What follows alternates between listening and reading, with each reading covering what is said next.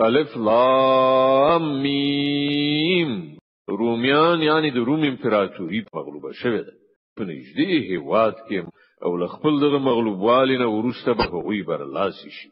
په څو کلونو کې د نن یوازې د الله واک دی مخکې هم او په وروسته کې هم، او هغه به هغه ورځ وي چې مسلمانان خوشحالي وکړي د الله په بخل شوی بری باندې. الله مرسته په برخه کوي چاته چې خوښ شي او هغه برلاسه او رحم لرونکی دی. دا وعده الله کړی ده. الله هیڅ کله له خپل وعدې څخه تخلف نه کوي. زیاتره خلک نه پوهیږي. خلک یوازې د دنیا د ژوند په ظاهري اړخ باندې پوهیږي او له آخرت نه په خپل همغوی غافل دي. آیا هغوی کله په خپل ځان کې غور او فکر نه دی کړی؟ الله زمکه او اسمانونه او هغه ټول شیان چې د هغو په منځ کې دي په حق او د ویټاکلي مودې لپاره پیدا کړی دي. خو زیاتره خلک د خپل پروردګار له ملاقات نه منکر دي. او آیا دغه خلک کله په زمکه کې ګرځېدلی را ګرځېدلی نه دي چې دوی ته د هغو خلکو عاقبت په نظر ورغلی وای چې له دوی نه مخکې تیر شوي دي؟ هغوی له دوی نه زیات قوي وو. هغوی زمکه خاص پړلې وو او هغه دومره ودانه کړې و چې دوی هغومره نه د ودانه کړې. هغه ته د هغو پیغمبرانو د څرګندو نښانو سره راغله. نو الله خو پر هغو باندې ظلم کوونکی نه و، خو هغو په خپل ځان ظلم کاوه. په پای کې د هغو خلکو عاقبت چې بدی کړي وي ډیر بد شو، ځکه چې هغه د الله آیاتونو ته د دروغ نسبت کړی او په هغه پورې ملنډې وهلې. همدا الله د هستونې فایل کوي، بیا به همغه د هغه اعاده کوي، بیا به د همغه لوري ته تاسو ورستانه شي. او کله چې هغه ساعت یعنی قیامت برپا شي په هغه ورځ به مجرمان حق پک پاتې شي. د هغو پنګیرل شو شریکانو کې به هیڅ څوک د هغو سپارښتګر نه وي او هغوی به خپل شریکانو څخه منکر شي. په کومه ورځ چې هغه ساعت برپا شي په هغه ورځ به ټول انسانان په بیلا بیلو ډلو ویشل شي. کوم کسانو چې ایمان راوړی دی او ښه عملونه یې کړی دي هغوی به په یو باغ کې خوشاله وساتل شي. او کوم کسان چې کافر شوي دي او زموږ آیاتونه او زموږ ملاقات دروغ ګڼلی دی هغوی به په عذاب کې حاضر کړی شي. نو الله په بیګاو سبا کې په پاکي یاد کړی، یعنی د ماښام مالی او سهار مالی. په اسمانونو او زمکه کې د همغه لپاره ثنا ستاینه ده او د هغه تسبیح وکړئ مازیګر او کله چې پر تاسو د ماسپښین وخت راځي. هغه لمړی نه ژوندای را باسي او له ژوندینه مړای را باسي او زمکه ته د هغې له مرګ وروسته ژوند بخي.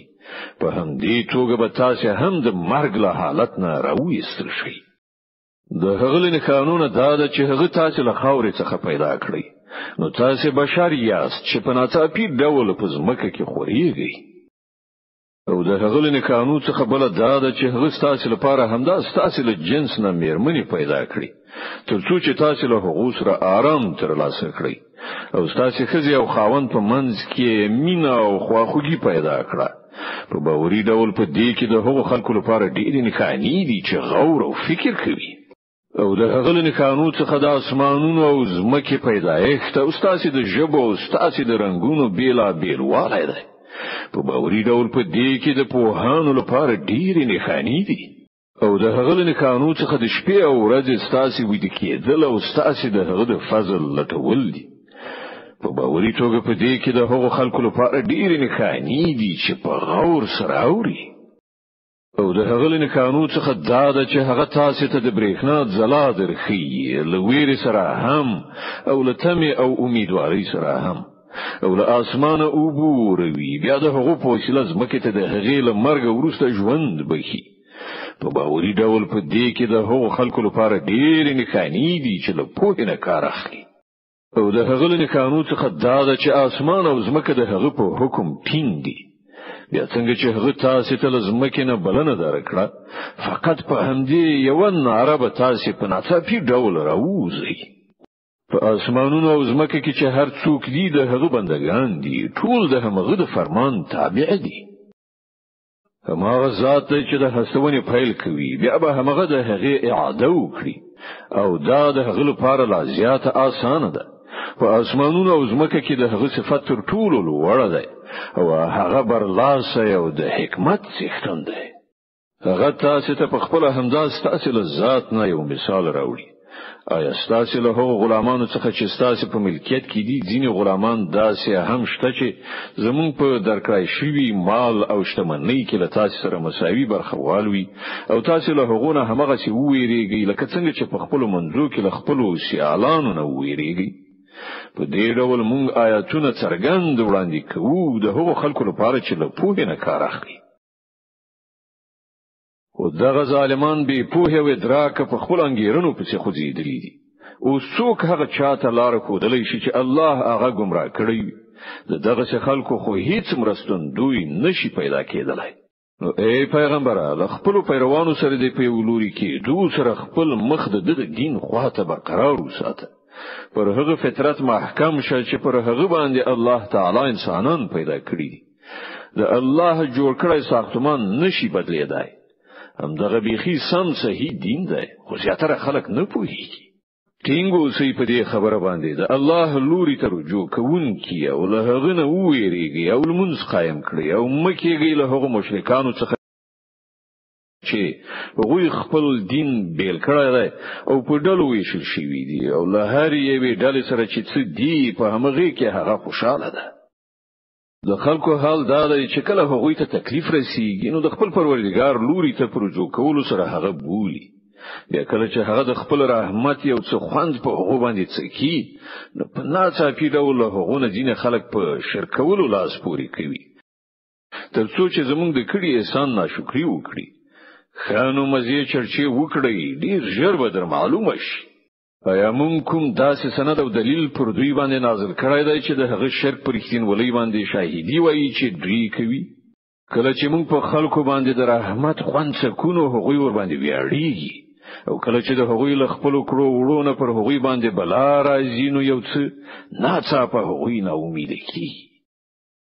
ایا دغه خلکو نه دي لیدلي چې همغه الله روزي پراخوي چاته چې خوښ شي او تنګوي چاته چې خوښ شي؟ په باوري ډول په دې کې د هغو خلکو لپاره ډېر نښانې دي چې ایمان راوړي. ایا دغه خلکو نه دي لیدلي چې هم نو اے مؤمنه خپلوان ته د هغه حق ورکړه او مسکین او مسافر ته د هغه حق ورکړه. دا کړن لار د هغو خلکو لپاره ډېر غوره ده چې د الله خوښي غواړي او همغوی فلاح موندونکي دي. کوم څه چې تاسو ورکوي تر څو چې د خلکو په مالونو کې په ګډېدلو سره هغه زیات شي د الله په نزد هغه نه زیاتیږي. او کوم زکات چې تاسو د الله د خوښۍ ترلاسه کولو په اراده ورکوي د همغه ورکوونکي په حقیقت کې خپل مال زیاتوي. الله دې چې تاسو پیدا کړی بیا تاسو ته روزي درکړه بیا به هغه تاسو ته مرګ درکړي بیا به هغه تاسو ژوندۍ کړي. استاسو لنګیرل شو شریکانو څخه کوم یو داسې شته چې له دغه چارو څخه کوم یو هم وکړي؟ پاک دی هغه ډیر لوړ او چت دی له هغه شرک نه چې دغه خلک کوي. په وچه او لمده کې فساد برپا شوی دی د خلکو د خپل لاسونو په عملونو سره تر څو چې په هغه باندې د هغو د دینو عملونو خوند وڅکي خای چې هغه راوګرځي. ای پیغمبره دوی ته وایي چې په ځمکه کې وګرځي وګوري چې د مخکې تیر شو قومونو عاقبت څه شوی دی له هغو نه زیاتره مشرکان. ای پیغمبره خپل مخ په کلکه د دغه ریښتونی دین لوري ته برقرار کړه مخکې لدی چې هغه ورځ راشي چې د هغه مخنیوي په هیڅ صورت د الله لخوا نشته دی. په هغه ورځ به خلک تیت پرک یو له بل بیشي. څوک چې کافر شوی دی د هغه د کفر وبال پر همغه باندې دی او کوم خلکو چې نیک عمل کړی دی هغوی د خپل ځان لپاره په جنت کې ځایونه برابروي تر څو چې الله ایمان راوړونکو او نیک عمل کوونکو ته په خپل فضل سره مکافات ورکړي. دا باوري ده چې هغه کافران په هیڅ ډول نه خوښوي تر څو چې الله ایمان د هغه له قانون دا ده چې هغه زی راي ورکوونکي بادونه لیږي او خپل رحمت نستاسي د مستفید ګرځولو لپاره او د دې غرض لپاره چې کیشته د هغه په حکم وچلیږي او تاسو د هغه فضل ولټوي او د هغه شکر وستونکي شي. او موږ له تاسو څخه مخکې پیغمبران د حقوق قوم ته ولېګل او هغوی له روخانه نکانو سره هغوی ته راغلل بیا چې چا جرم وکړ له هغه نه موږ غچ واخیست او پر موږ دا حق چې موږ له مؤمنانو سره مرسته وکړو. همدا الله دی چې بادونه لیږي او هغه وریځې راپورته کوي، بیا هغه دغه وریځې په اسمان کې څنګه چې خوښ شي خوروي او برغندې ویشي. بیا ته ویني چې د باران څاڅکي له وریځې نه راوري. دغه باران چې کله الله پاک له خپل بندگانو نه په چا باندې غواړي ویوروي، نو هغوی په ناڅاپي ډول خوښیږي او خوشحالي کوي. په داسې حال کې چې هغوی د باران له نازلېدلو نه مخکې نا امیده کېدل. ګوره د الله د رحمت نښانې چې مړه ځمکه هغه په څه ډول راژوندی کوي. په یقیني توګه هغه د مړو ژوندي کوونکی دی او هغه په هر څه باندې قادر دی. او کوم داسې باد ولی و چې د هغه په اثر هغوی خپل کوښتونه مړاوي ژیړو مومي، نو هغوی کفر غوړه کوي. ای پیغمبره، ته مړی نشې اورولای، نه هغه کڼو ته خپل غږ اورولای شي چې شاعر وی روان وي، نه ته په فکر راندل ګمراهی نه راوستلای شي، نه هغه ته سم لار خودلای شي. ته خو یوازې هغه ته اورولای شي چې زمونږ په آیاتونو باندې ایمان راوړي او مننې ته سر ټیټوي. الله پاک هغه ذات دی چې تاسو د کوچنی توپ کمزورې بڼه پیدا کړی، بیا له هغه کمزوري نه ورسته تاسو ته قوت وروباخ، بیا له هغه قوت نه ورسته تاسو کمزوري او زوړوالی ته ورسولئ.